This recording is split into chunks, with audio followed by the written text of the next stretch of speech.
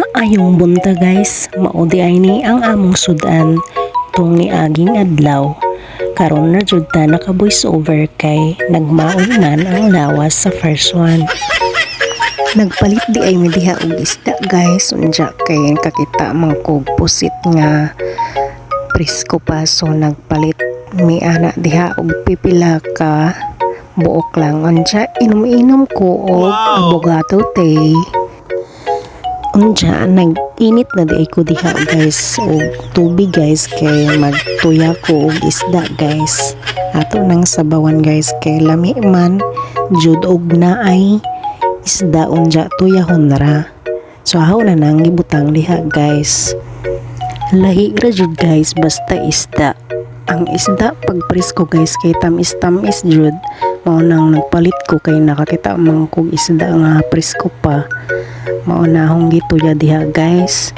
Unja butangan na nato na dira og kuan, malunggay ug unsa pa diha ng mga gulay-gulay para mas mulami jud siya.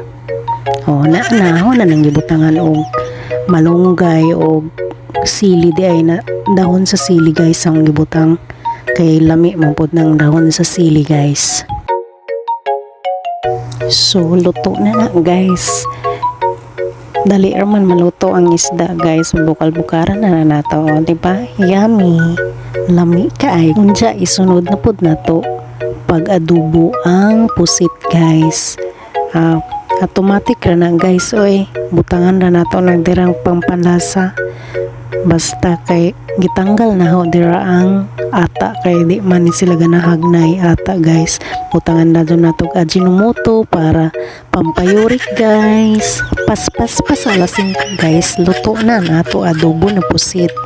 So ready na guys ang atong pagkaon. So yummy na guys. Aho na nang gi-transfer diha guys kay para maka-prepare na ta sa pagkaon.